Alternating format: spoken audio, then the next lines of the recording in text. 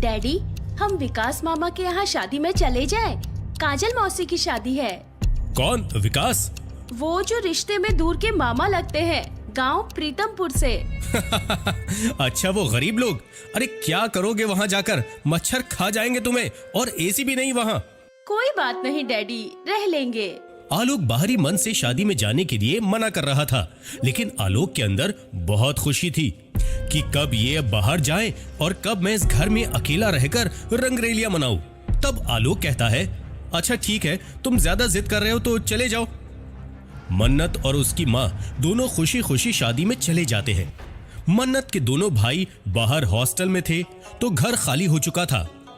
Hello Savita darling. Hello आलोक जी।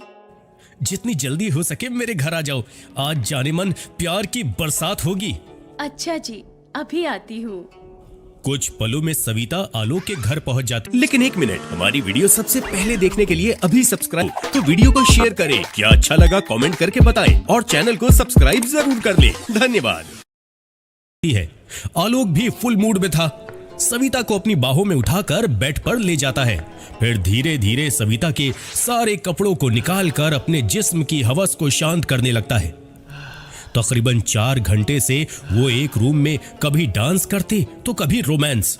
इतना ही नहीं, सविता को आलोक ने 6 दिन रुकने को कहा और सविता भी आलोक से मना नहीं कर पाती थी।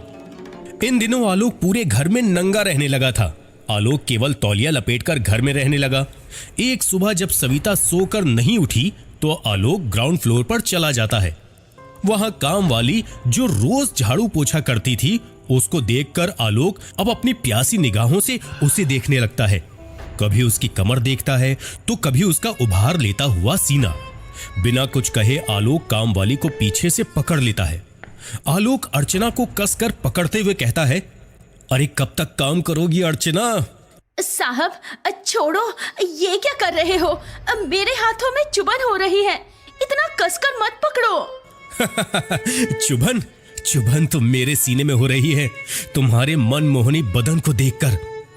इतना कहते ही आलोक अर्चना को अपनी बाहों में उठा लेता है और उसे दूसरे बेडरूम में ले जाता है, और फिर होता है हवस का नंगा नाच।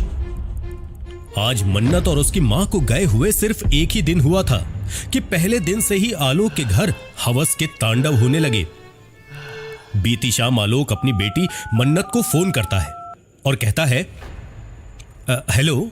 नमस्ते डैडी जी। नमस्ते बेटा, वहां मन लग रहा है ना मन्नत? जी डैडी, लग रहा है।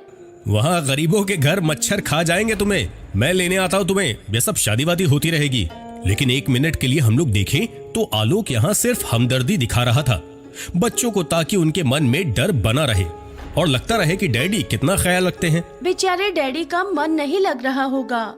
आलोक फोन रख देता है और फिर से शुरू होता है उसके हवस का प्रोग्राम। काम वाली काम करने के बाद आलोक के साथ सोती थी और फिर दबे पांव घर से चली जाती है, और सविता को उसने अपने घर में रहने को कहा था। सविता ही खाना बनाती और दोनों मिलकर खाते। आलोक ने सविता से कहा कि तुम कभी नीचे वाले ग्राउंड फ्लोर पर मत जाना, वहां कैमरा लगा हुआ है। सविता भी नीचे नहीं जाती थी। अब आलोक नई नई मुर्गियों को फंसाता और हवस की प्यास बुझाता था। दोपहर का टाइम था। आलोक के सामने भी एक घर है, इसमें भी एक जवान औरत रहती थी। आलोक का उससे भी चक्कर चल रहा था, क्योंकि जब भी वो घर से बाहर जाता तो उसे निगरानी के लिए कहकर जाता था। मुझे बहुत खुशी हो रही थी कि मैं अपनी मौसी की लड़की की शादी में जा रहा हूं। मैंने वही पुराने कपड़े पहने हुए थे और अपने बैग के साथ पहुंच गया शादी में। मुझे नहीं पता था कि आज मेरी मुलाकात एक ऐसे शख्स से होगी जो मेरी जिंदगी पलट कर रख देगी।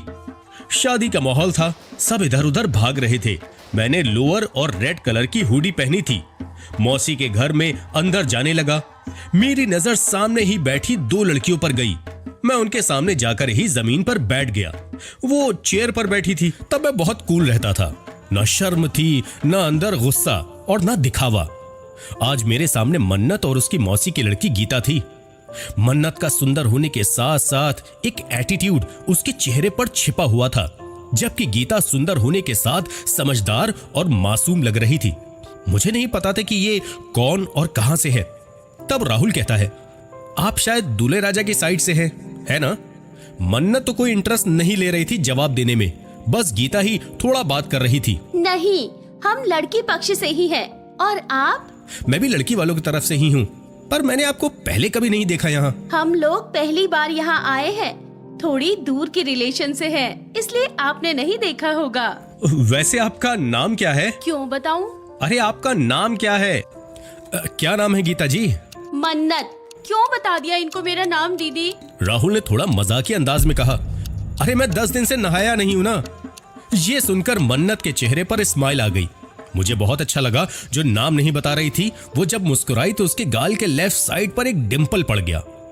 आए हाय, अब मेरे दिल की घंटी मेरे दिल में जोर जोर से शोर मचाने लगी। तब राहुल सोचते सोचते मन ही मन बोलने लगा, मिल गई मुझे मेरे सपनों की रानी।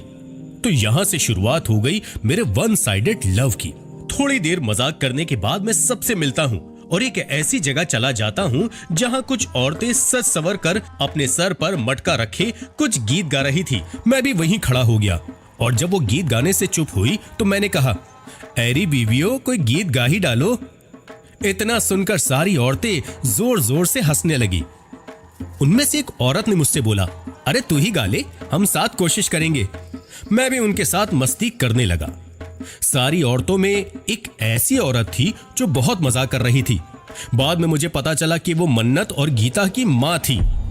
अब जैसे ही मुझे पता चला कि मन्नत की मम्मी है तो मैं मन्नत के सामने ही उनसे पूरी रात बात करता रहा, मजाक करता रहा।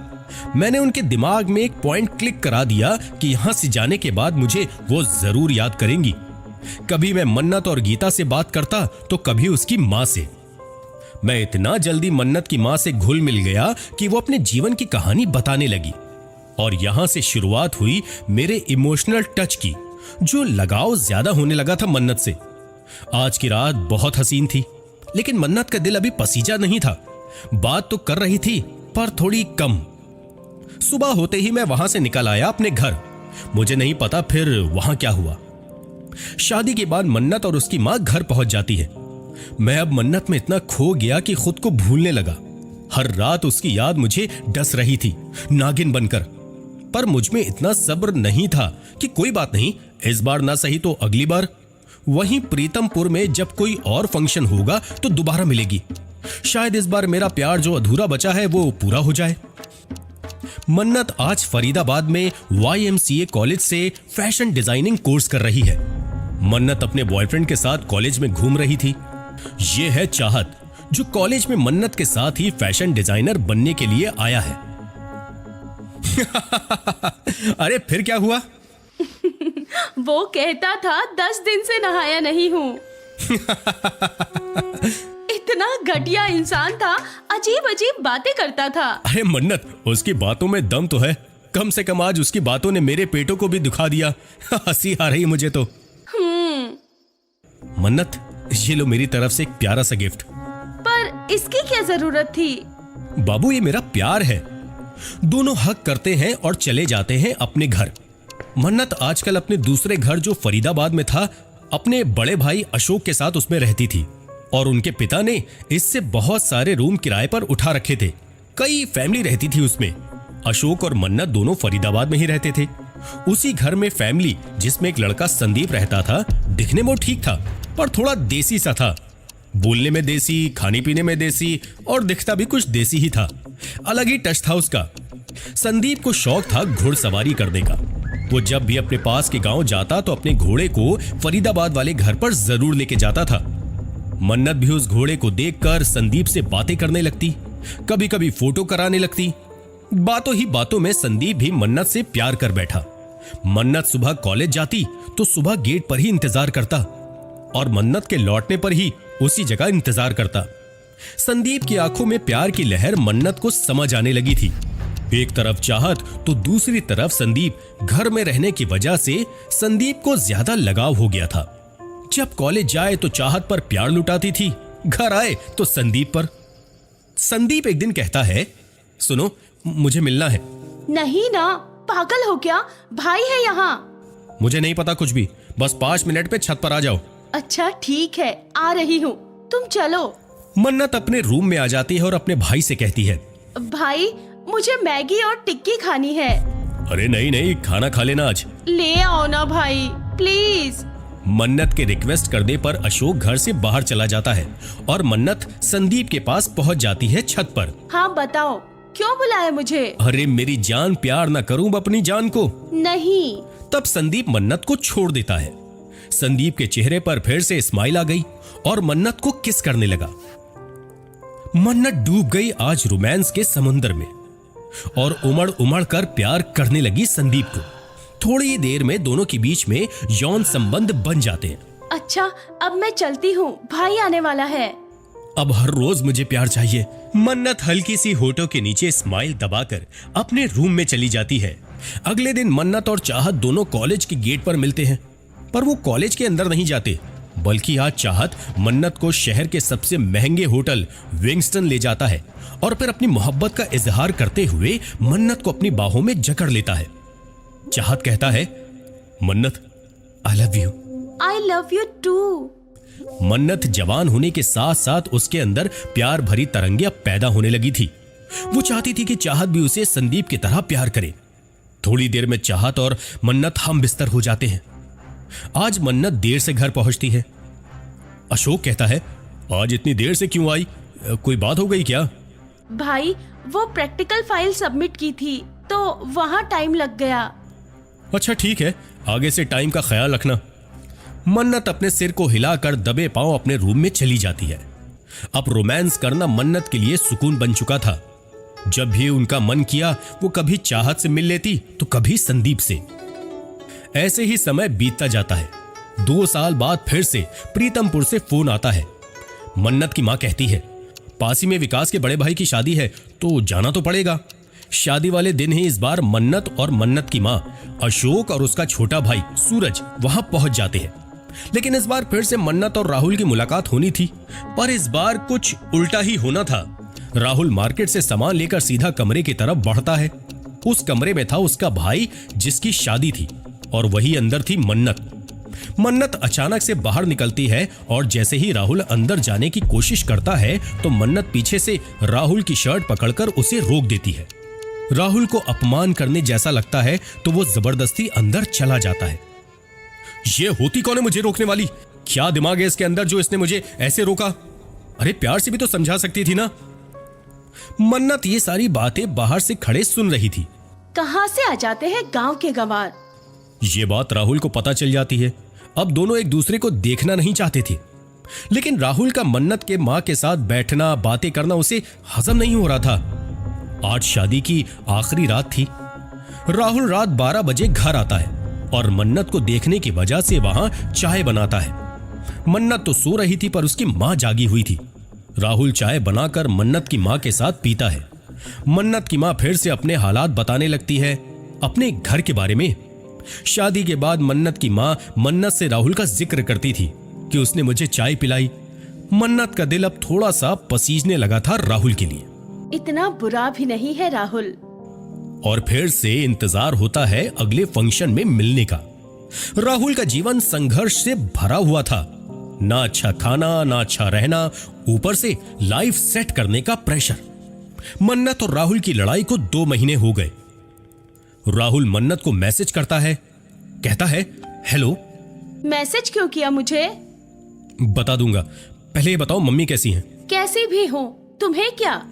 बता दूंगा, अच्छा टाइम आने दो। 1 महीने बाद मन्नत का मैसेज राहुल के पास आया। आया अच्छा टाइम? हाँ, कल आएगा। अगले दिन राहुल, अरे आदमखोर शेर भी बता देता इतने में तो अगर उसकी माँ की खैरियत पूछता।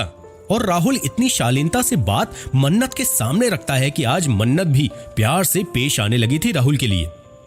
कुछ दिनों ऐसे ही बात होने लगी। एक दिन राहुल मजाक में कह देता है, मन्नत मैं तुम्हें खा जाऊंगा। खा जाना। और 6 महीने के बाद फिर से प्रीतमपुर से मन्नत के घर फोन आता है कि लड़की की शादी है, आना है। शादी में पहुंचने से पहले फिर से राहुल और मन्नत की बात बंद हो गई। दोनों फिर शादी में मिले तो अब एक दूसरे से बात नहीं कर रहे थे और ना ही एक दूसरे की तरफ देख रहे थे। राहुल उदास मन से पड़ोसी रिश्तेदार के यहां सोने चला गया। राहुल रात के तकरीबन 2 बजे मैसेज करता है। उसमें लिखता है कि क्यों नाराज हो? मन्नत राहुल को जवाब नहीं देती बल्कि विकास मामा को लेकर सीधे दूसरे मामा के घर पहुंच जाती है। मन्नत को लगा कि राहुल यहीं होगा, पर राहुल किसी दूसरे के यहां था। राहुल के लिए मन्नत के दिल में प्यार की शुरुआत हो चुकी थी। सुबह हुई तो वहां राहुल बाइक लेकर अपने घर जाने लगता है। तभी मन्नत सामने से आती है और कहती है, खाकर दिखाओ। राहुल का उदास चेहरा खुशी से खिल उठता है और रूम जाकर मन्नत के हाथ को खा जाता है। यहां से हुआ प्यार का पहला पड़ाव राहुल के लिए।